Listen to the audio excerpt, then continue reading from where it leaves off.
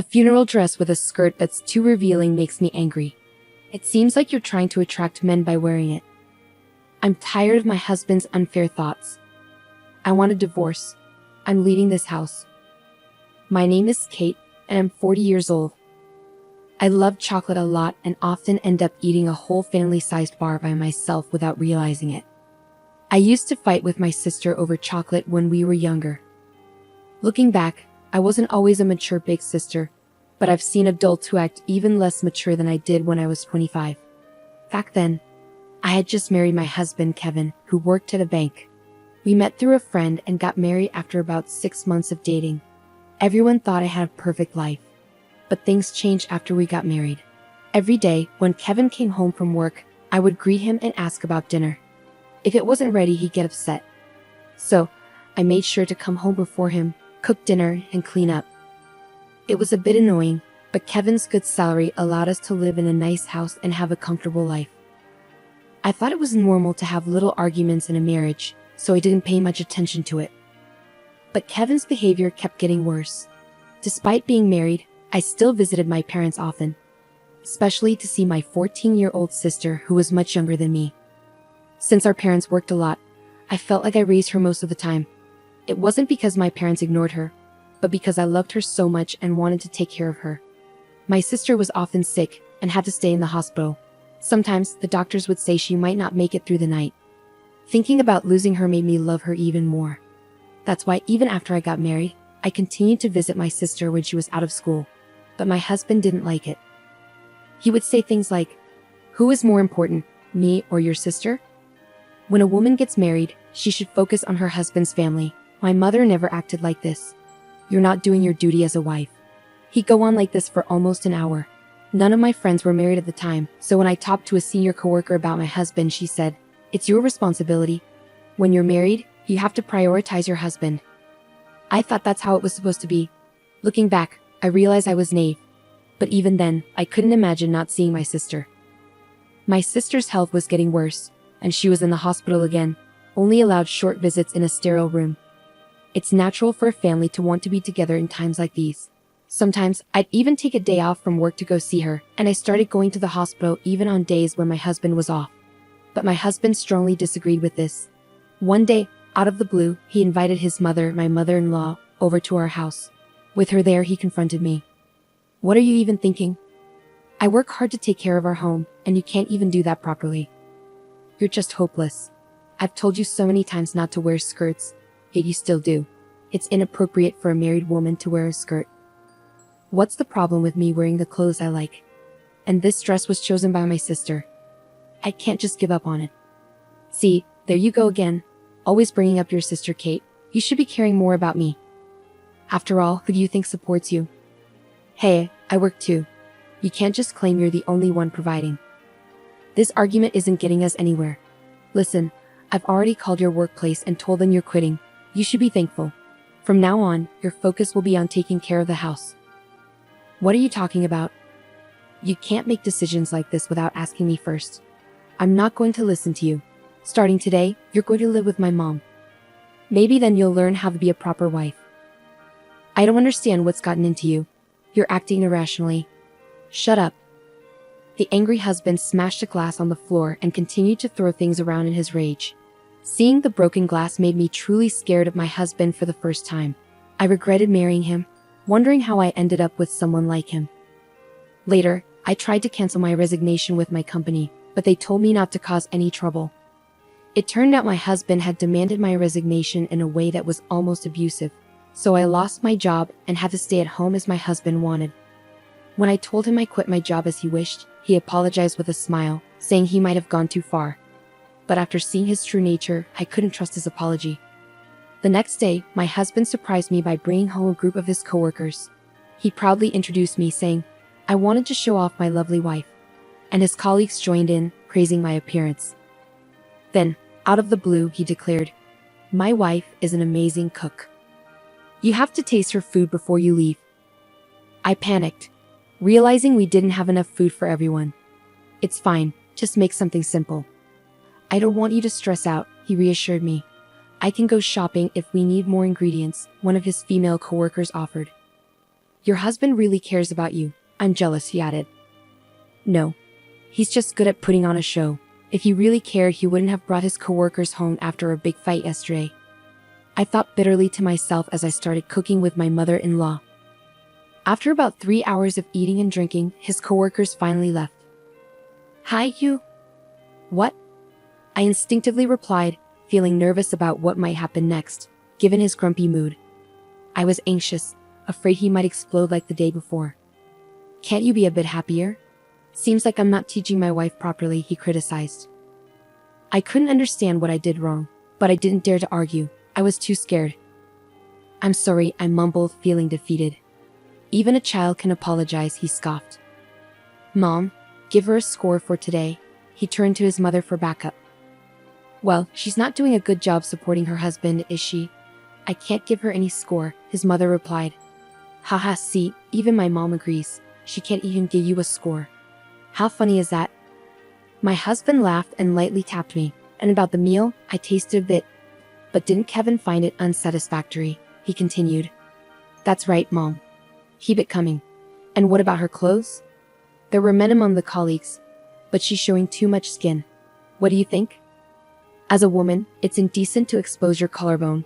She should cover it with a scarf or turtleneck, he added. Whose fault is it that his colleagues suddenly invaded our house and I had to cook without even having time to change my clothes? I retorted. It's Kevin's, I concluded. I couldn't understand why I was constantly being criticized so harshly. She really is something, isn't she? Despite my efforts to teach her every day, she just doesn't seem to learn. Maybe she's just not very smart, my husband remarked. No doubt about it, his mother agreed. That day, I endured a lecture for nearly 2 hours. By the time I finally got a chance to take a bath and go to sleep, it was almost 4 a.m. I had to wake up soon to prepare my husband's lunchbox, so I decided to skip sleep altogether. Despite everything, my husband continued to try to teach me a lesson, especially when I kept visiting my younger sister. About a month and a half later, I received the heartbreaking news of my sister's passing. I wished it was a lie, I murmured, desperately hoping that my mother's announcement of my sister's passing was just a cruel joke. I had been warned countless times about my sister's critical condition, and I had even shared what I thought would be my last moments with her. I thought I was prepared, but my heart couldn't accept the reality. She was only 14 years old. I questioned whether my sister, who endured painful treatments and constant hospital stays, had truly found happiness in her life. As her older sister, had I been able to bring her joy? However, the last expression I saw on her face in the hospital was a smile. It seemed she hadn't suffered. You fought bravely and you did your best. Thank you for everything, I whispered through tears as I hugged my sister and bid her a final farewell. The funeral passed in a blur, and I realized I hadn't been home for several days.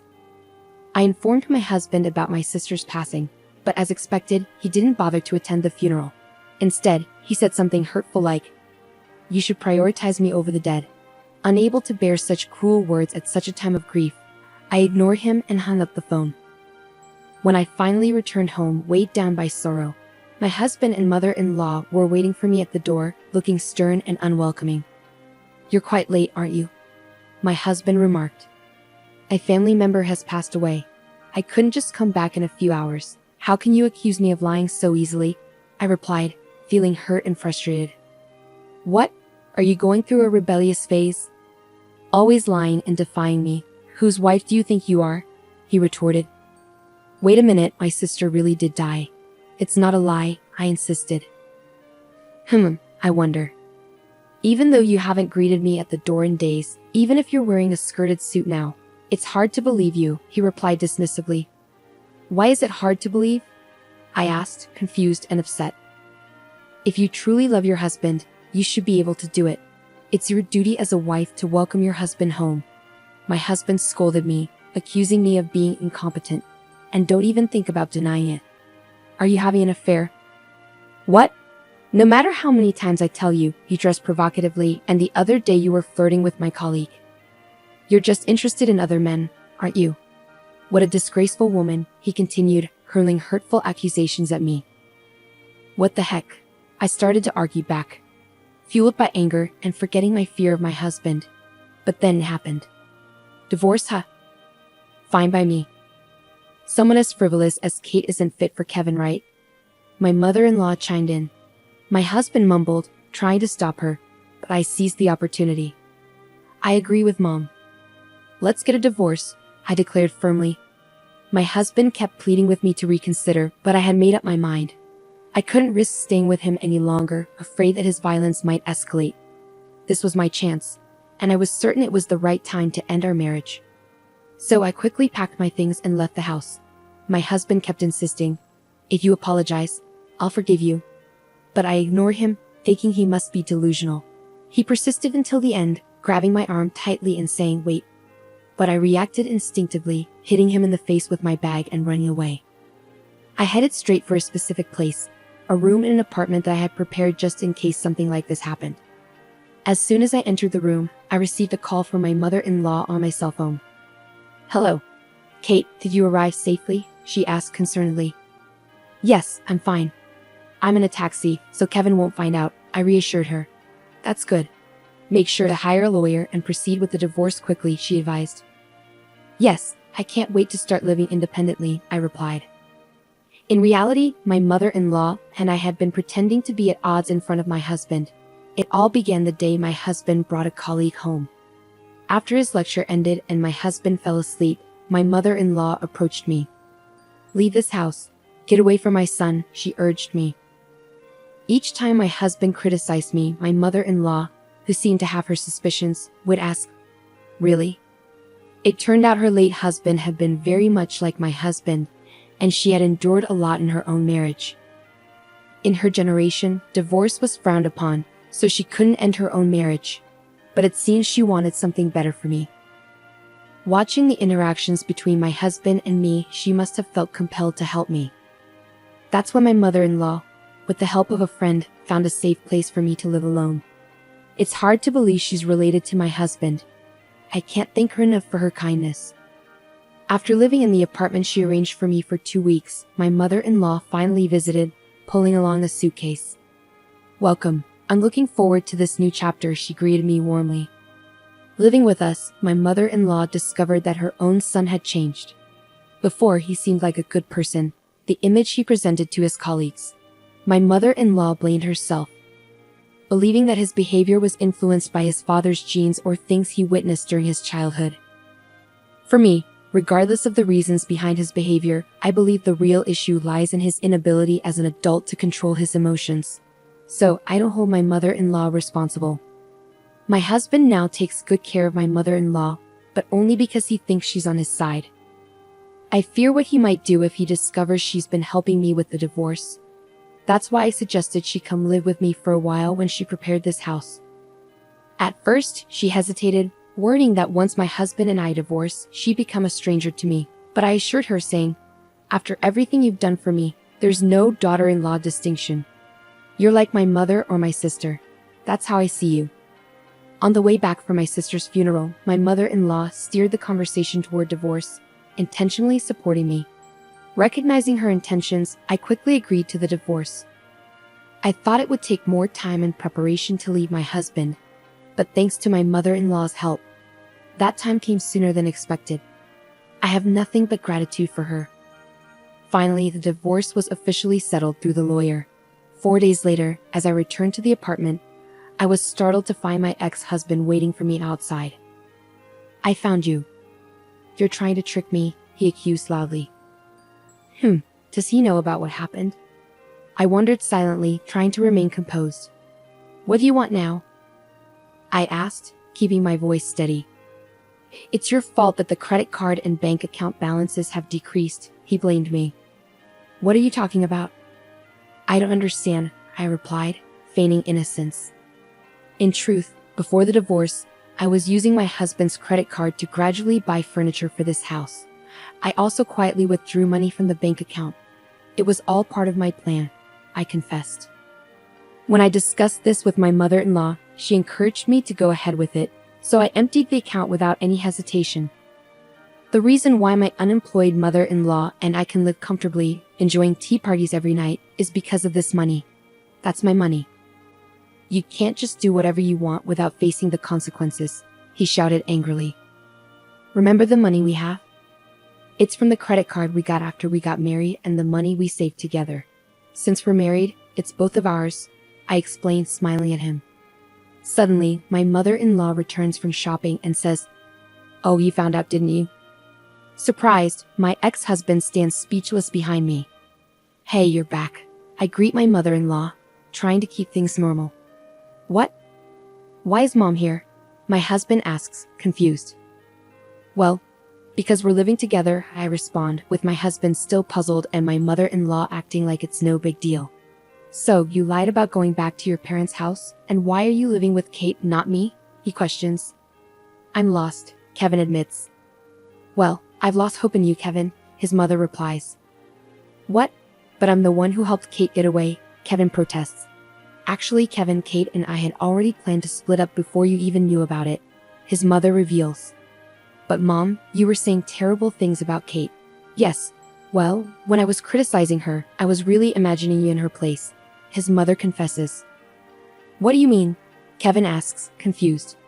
"Because you're not the sharpest tool in the shed, and you get all worked up over silly things like a woman showing her collarbone. I was worried Kate would be in trouble. She deserves someone better than you for a husband," Kevin's mother bluntly tells him. Kevin is taken aback by his mother's harsh words. Meanwhile, I find her response so unexpectedly funny that I burst into laughter. "Mom, you do realize I'm your son, don't you?" Kevin asks, trying to make sense of it. "Unfortunately, yes." "I guess I should have raised you differently," his mother responds dryly. I can't help it, and my laughter grows even louder.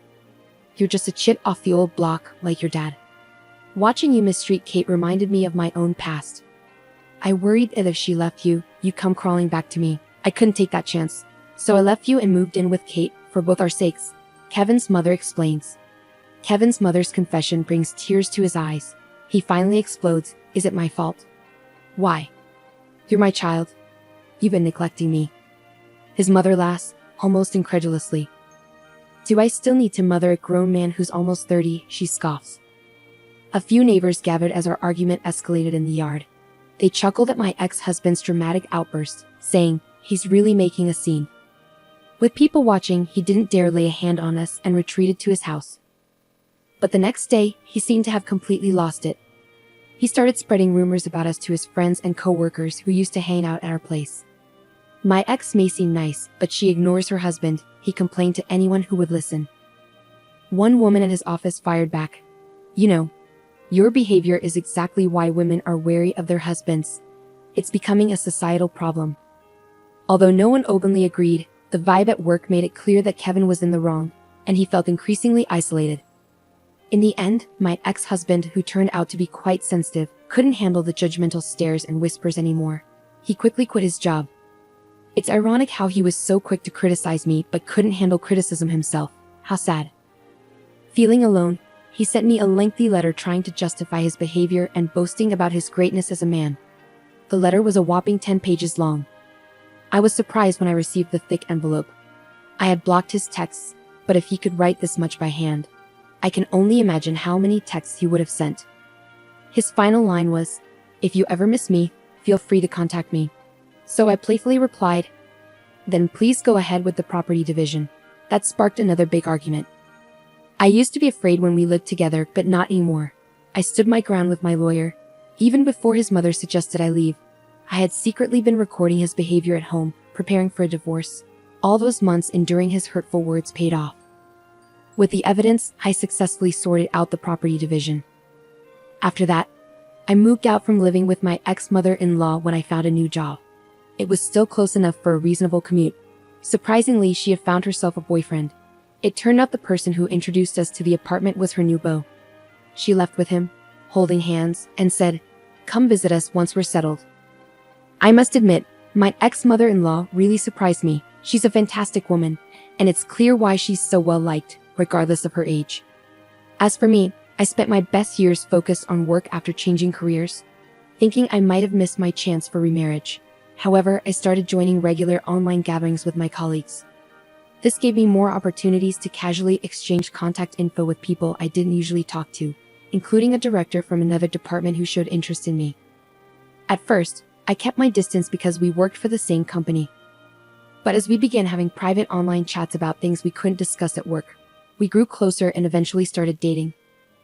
The head of the department, who hadn't been in a relationship for years since his last girlfriend left him because of his workaholic tendencies, treated me with caution, saying, "I don't want to repeat the same mistake." And happily, we decided to tie the knot next year. I was concerned that his parents might not approve of me, considering I've been divorced before and he's getting married for the first time. However, I'm relieved to see his parents are accepting and even grateful, saying, "Thank you for being with our son." When I shared the news of my upcoming marriage with my ex-mother-in-law, she was genuinely happy for me. Oh, and about my ex-husband.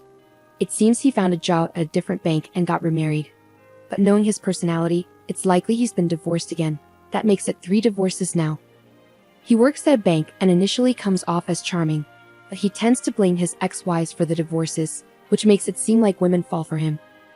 Even when my ex-mother-in-law tries to warn women about his true nature at wedding receptions, he manages to manipulate them skillfully. Well, after 3 divorces, it's likely he'll start being avoided by women. I just hope there won't be any more victims. With the way he's going, he probably won't have a good ending because he's likely disliked by many women. But honestly, it's not my concern anymore.